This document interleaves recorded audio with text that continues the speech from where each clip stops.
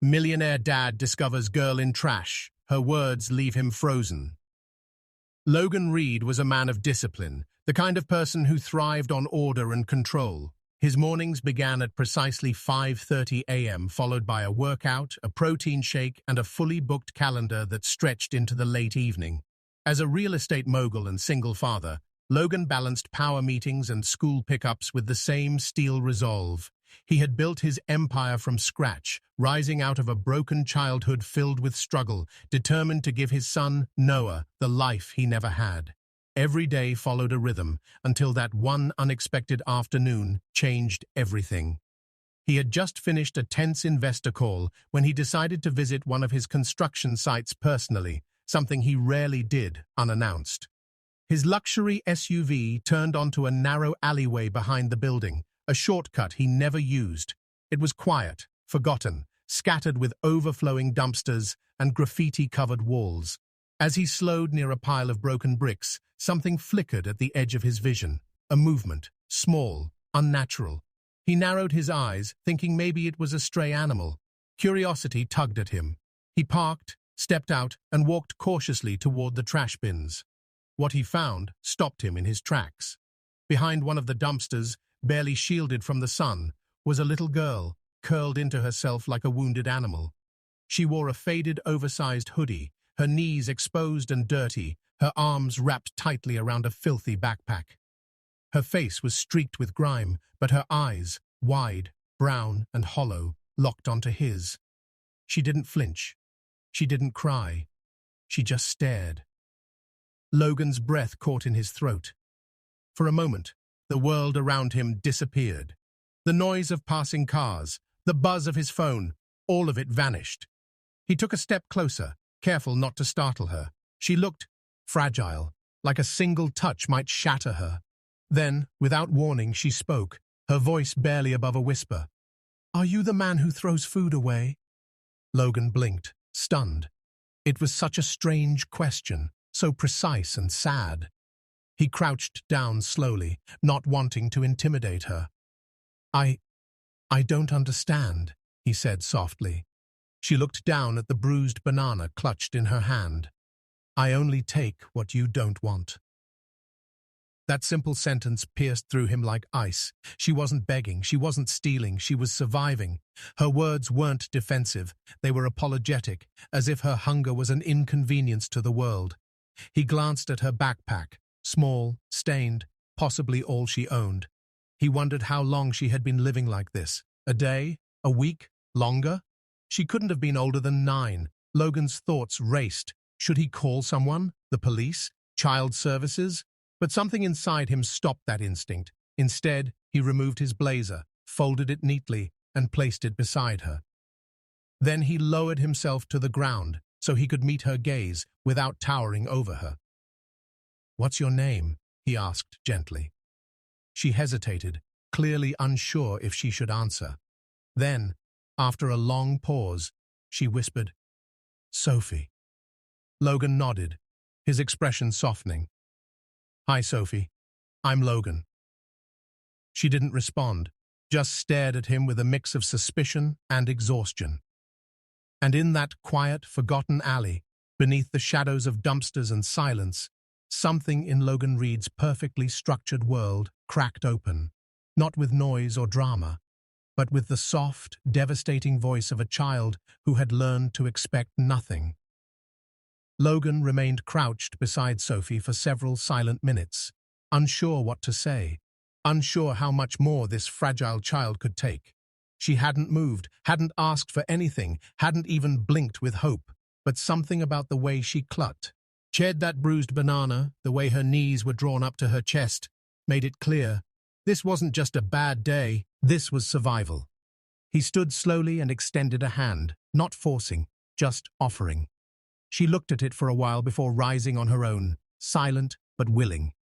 He guided her gently across the lot, away from the dumpsters, toward the rear of the construction site where a temporary office stood. Cool inside, sterile, and stocked with bottled water and pre-packaged snacks. He opened the door, gestured her inside, and watched as she stepped cautiously over the threshold, eyes scanning every corner, as if danger might be hiding in plain sight. She sat on the very edge of a chair near the door, her hands gripping her backpack tightly. Logan offered her a granola bar and a juice box, placing them on the table between them. She didn't touch them. She just looked down at her feet. He didn't press. Instead, he opened a bar himself and took a slow bite. When she saw him eat, the tension in her shoulders softened slightly, and after several hesitant glances, she reached out for the juice. Her fingers trembled, but she drank. When she finally spoke again, her voice cracked like dry paper. "I don't know my last name," she said, eyes still down. Logan leaned in gently, nodding, listening. She told him in fragmented pieces her mother had taken her on a bus ride to find a new place. But when they reached the terminal, her mother asked her to wait near the vending machines. She waited. Hours passed. Days. She had slept there for 3 nights until a janitor told her to leave. She wandered, found this place by accident. She had been surviving ever since. Logan said nothing for a while, his mind racing with images of a little girl, alone, hungry, unwanted, living within feet of one of his most expensive developments. Guilt and fury coiled in his chest, not at her, not even at her mother, but at a world that allowed this. Sophie glanced up once. "I wasn't stealing, I swear."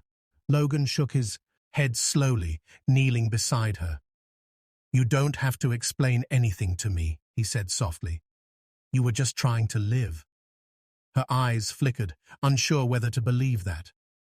Minutes passed. The silence was heavy but not uncomfortable. Then she said it, so soft he barely caught it. "I didn't think anyone would notice me." That one sentence broke something inside him. Logan had built his empire on being noticed, on being seen and heard and respected. But this child, this intelligent, quiet, wounded child, had disappeared right in front of everyone's eyes. When the office manager returned from his lunch break and froze at the sight of a child in the room, Logan simply said, "It's handled. Close the door." That evening, after some internal calls and arrangements, he wrapped a blanket from the office lounge around her and guided her into the passenger seat of his SUV. She didn't resist. She didn't speak. But as they drove, she stared out the window in silence, her face expressionless until the skyline began to fade behind them. Then, as they reached the edge of the city, Sophie spoke again, her voice as quiet as breath. "I don't want your money." Logan turned to her briefly, surprised, confused. "What?" he asked. She shifted under the blanket, eyes now meeting his with something sharper than fear. "Truth. I just want to feel safe again." And with that, the air in the car changed. The man who had closed deals worth millions, who had commanded skyscrapers to rise from the ground, felt smaller than ever. Her words, stripped of expectation or demand, left no room for pity, only a realization he couldn't ignore. She wasn't asking to be saved, she was asking to stop surviving. The drive to Logan's estate was quiet, filled only with the hum of the engine and the occasional rustle of Sophie shifting in her seat. She held the blanket close, not for warmth but for comfort, her small frame nearly disappearing into the oversized leather seat. When the gates to the property opened and the mansion came into view, she didn't gasp or react like most children would. She stared at it the same way she had stared at the world behind the dumpster, distant, uncertain, waiting for the catch.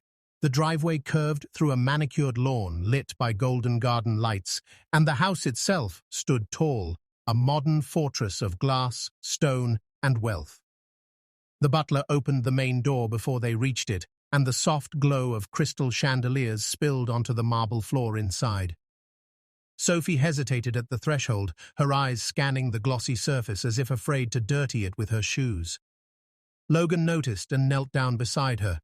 "You're allowed here," he said simply. She nodded, stepping inside slowly, her head turning as she took in the high ceilings, velvet drapes, the quiet ticking of antique clocks, and a spiral staircase that looked like something out of a storybook.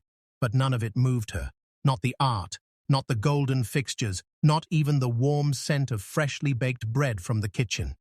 Then came the sound of small, excited footsteps. Noah. He barreled around the corner in socks and a superhero shirt, stopping short when he saw her. Logan gently introduced them.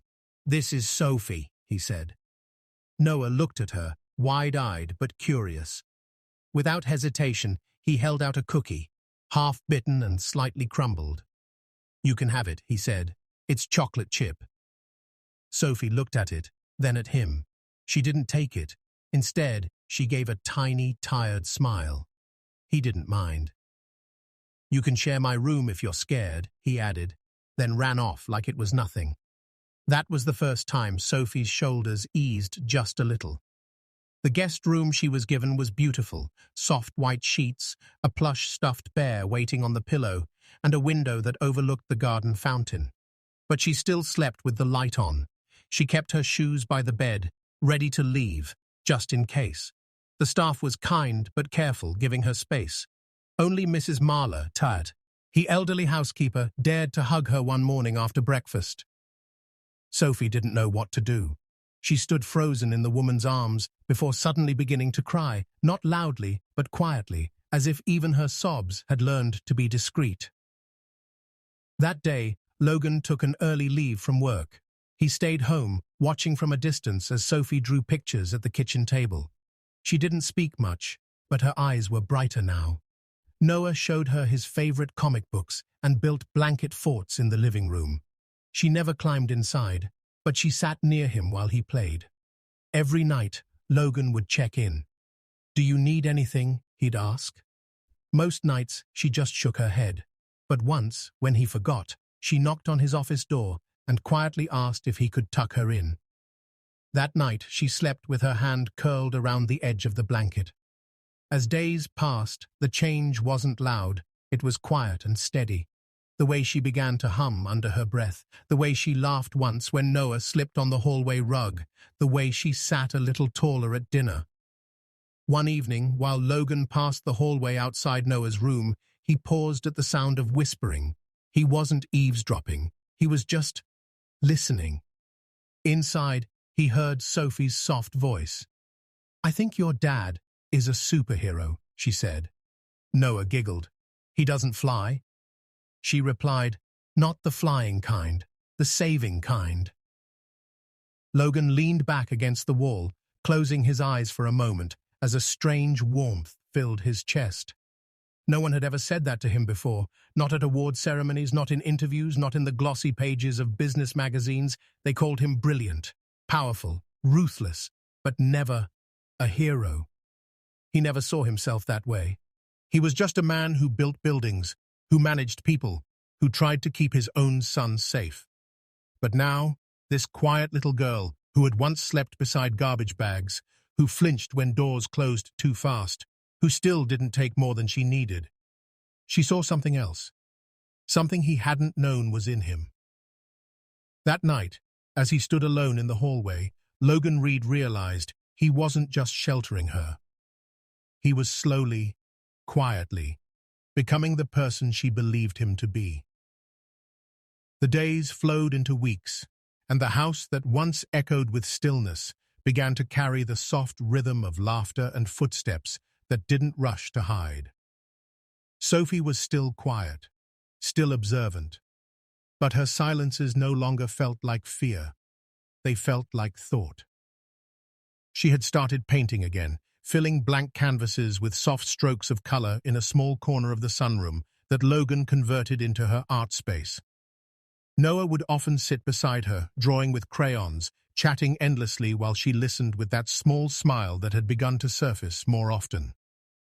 Then one morning, Mrs. Marler pinned a note to the fridge, a reminder. Sophie's birthday was coming. Logan stared at the note for a long time.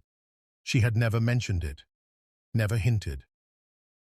When he gently brought it up to her at dinner that night, she blinked in surprise, as though the idea of being celebrated was foreign.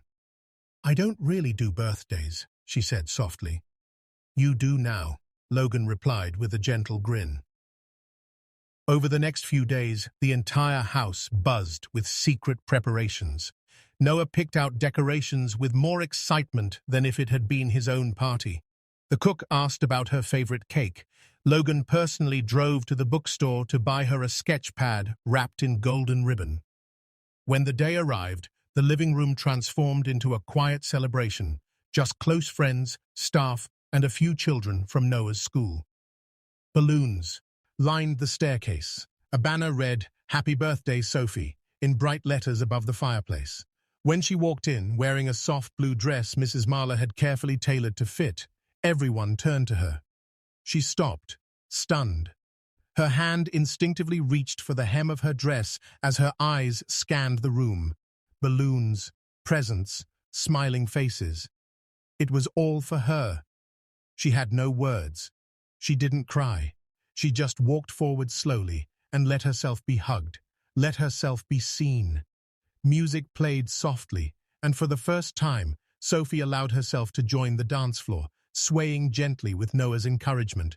She laughed, fully, openly, when he made silly faces during the games. She even took second place in musical chairs and looked amazed when everyone clapped for her. Then came the cake. 3 layers of chocolate and cream, her name written in perfect loops across the top. Everyone gathered around as Logan lit the candles. "Make a wish," someone whispered. She looked at the flickering candles, then glanced at the faces surrounding her. Everyone waited. But Sophie didn't blow them out. Not right away. She looked at Logan, who stood beside her, smiling with gentle pride. She stared up at him, and for the first time in her young life, she didn't just feel safe. She felt like she belonged. The room quieted. The chatter faded. All eyes turned to her, and then, with a steady voice that seemed to reach into every heart in the room, she said, "I don't have a dad, but if I could choose one, it would be you." The candles flickered as silence took hold. Logan's hands dropped to his sides.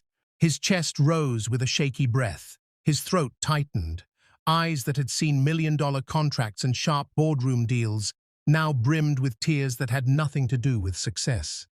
He didn't move at first, too frozen by the weight of her words. In that single sentence, she hadn't just made a wish. She had made a declaration. She wasn't asking for permission. She was offering him a place in her world. Slowly, he knelt beside her and wrapped his arms around her shoulders. She leaned into him without hesitation. The room stayed quiet, not out of discomfort, but out of reverence for the moment. A moment that needed no applause. A moment that stitched something broken back together. He whispered something only she could hear. She smiled. Then, with a quick breath, she blew out the candles. The flames vanished, but the light between them only grew. Logan Reed had started as a man saving a child, but what he hadn't expected was that in doing so, he would find a daughter, and perhaps even rescue himself.